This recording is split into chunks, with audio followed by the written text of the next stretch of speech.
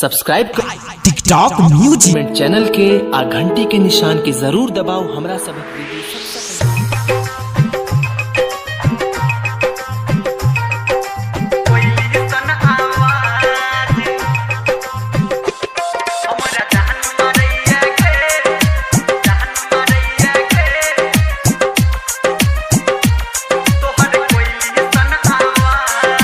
DJ Guddu राज Madhubani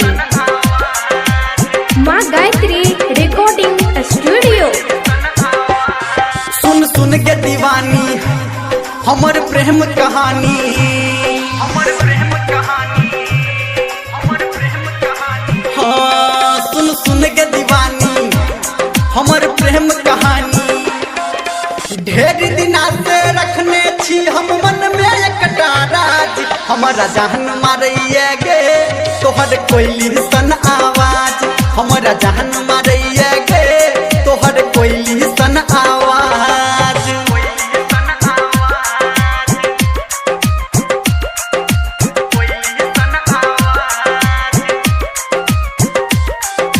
DJ Guddu Madhubani, DJ Guddu Madhubani, DJ Guddu Madhubani.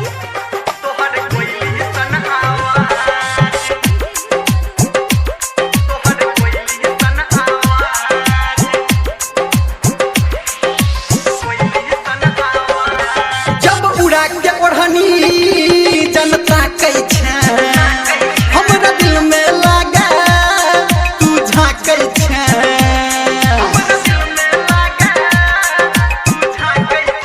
हाँ जब उड़ा के ओढ़नी तू ताकै छै हमरा दिल में लागे तू झाँकै छै। हमर चैन उड़लिए जब से नहीं लड़लिए, नहीं नीक लगैया खाना पीना नैया कोनो काज। हमरा जान मारैया गे तोहर कोयली सन आवाज। हमरा जान मारैया गे तोहर कोयली सन आवाज।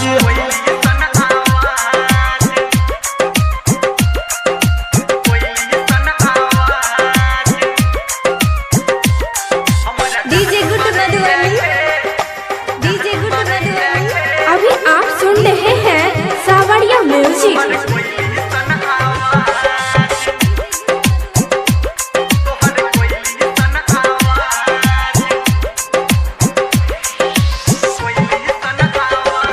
तोहर रूप सलोना बड़ निक लागै छौ। तोरा होठ के लाली बड़ निक लागै छौ।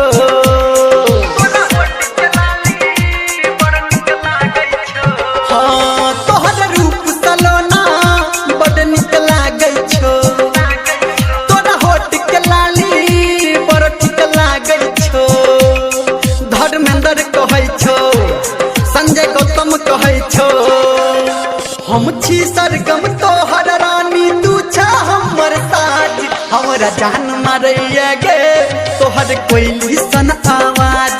हमरा जान मारैया गे तोहर कोयली सन आवाज। ढेर दिना से रखने छी हम मन में एकटा राज।